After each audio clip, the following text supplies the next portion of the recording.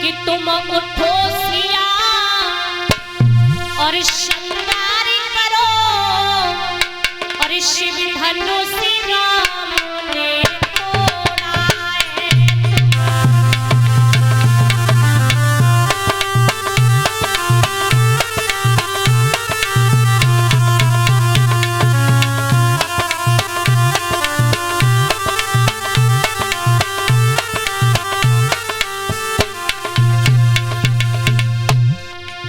लड़कियां बोली तुम उठो सिया श्रृंगार करो शिव धनुष राम ने तोड़ा है।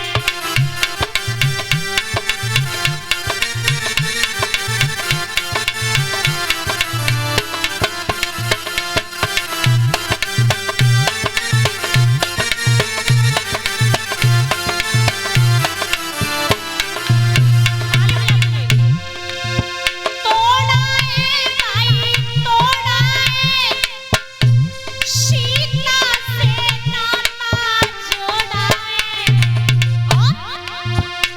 तुम उठो सिया श्रृंगार करो शिव धनुष राम ने तोड़ा है।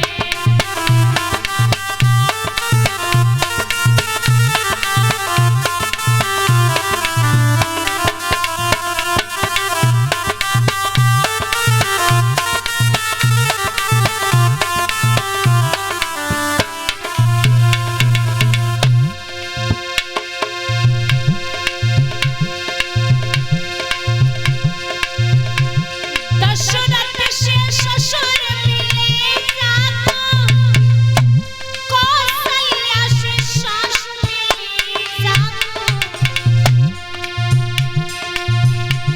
लक्ष्मण से दिव्य मिले तुमको शिव धनुष राम ने तोड़ा है।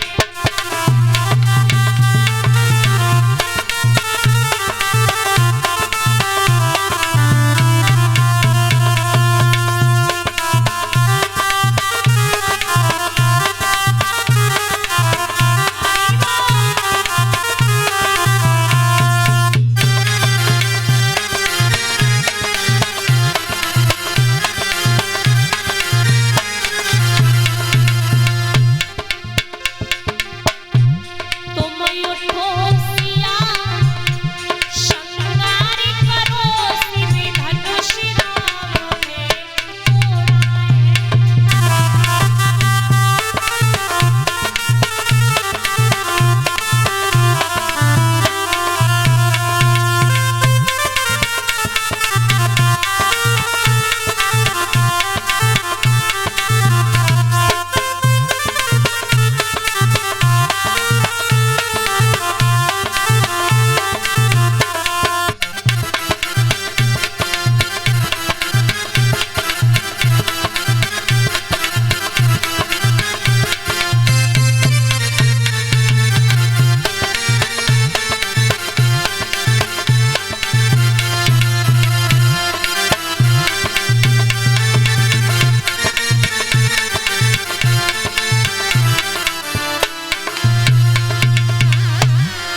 इस प्रकार से बारात जब आई, लड़कियां जब सीता जी से कह रही है, आपने देखा होगा बारातियों को महाराज माता बहना भोजन जब बाराती करते तो ऐसे ही जनकपुर में राम लक्ष्मण अयोध्या से जो बाराती गए ना भोजन करने लगे।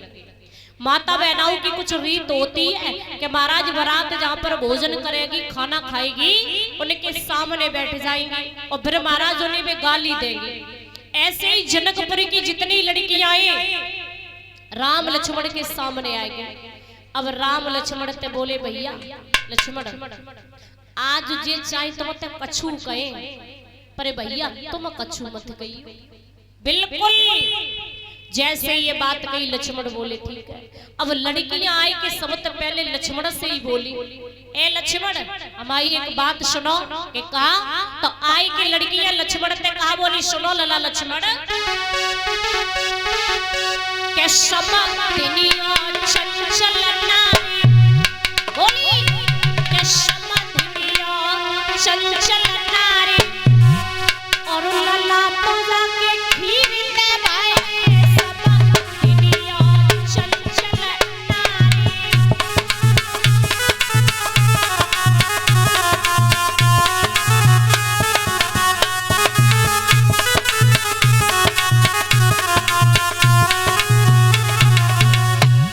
का बोली समधिनिया चंचल नारी लला जाके खीर दे भाई समधिनिया चंचल नारी।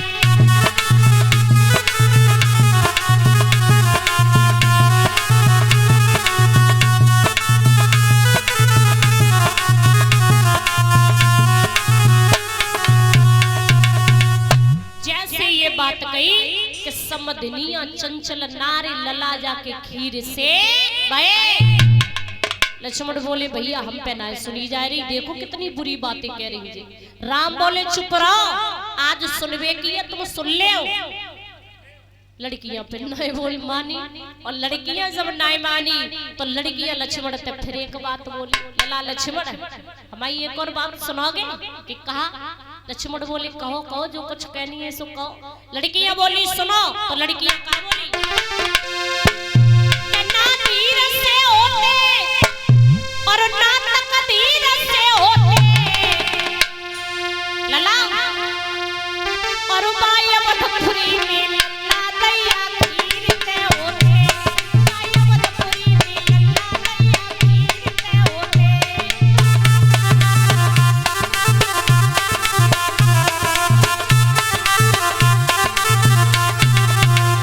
लड़कियां बोली बेटा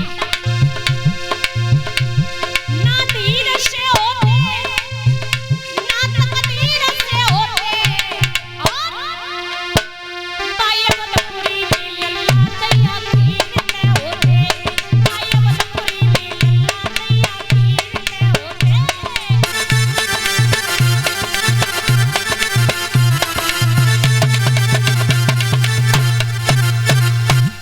जैसे ये बात कही कि ना धीर से होते ना तकदीर से होते अवधपुरी में लल्ला दैया खीर से होते। अब तो महाराज लक्ष्मण बोले भैया तुम सुनो हम पे ना सुनी जा रही। अब राम बोले तुम को। अब लक्ष्मण उठ करके खड़े हो गए और जैसे ही लक्ष्मण उठ करके खड़े भये अब लक्ष्मण बोले अब तक हमने सुनी तुम्हारी अब तुम हमारी सुनो, हमें कितनी बढ़िया कहेंगे। अब तो लक्ष्मण बोले सुनो कि ना जोर करे होती और ना शोर करे होती।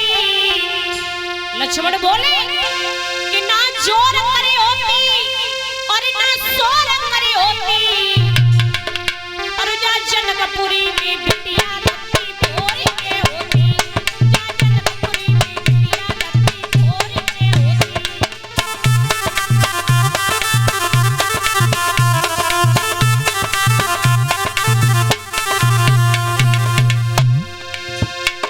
ना जोर करे होती ना शोर करे होती और जा जनकपुरी में बिटिया धरती भोर के होती जा जनकपुरी में बिटिया धरती भोर के होती।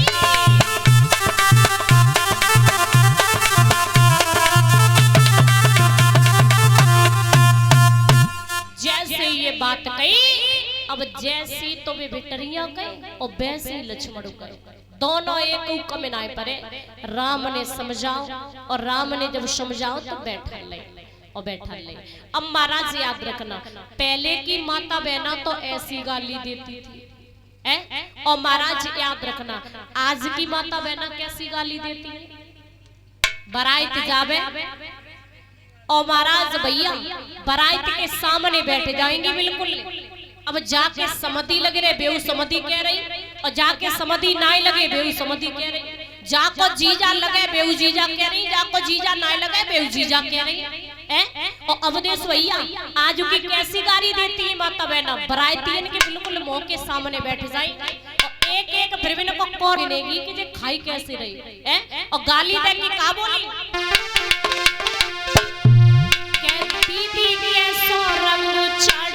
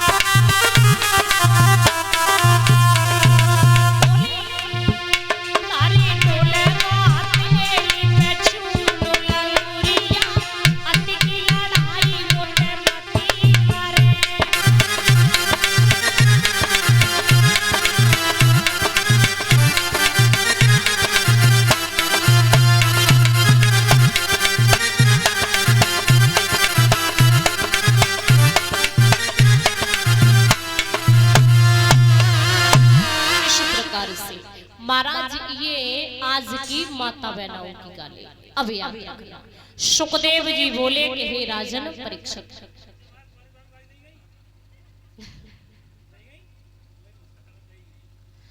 और तो महाराज याद रखना,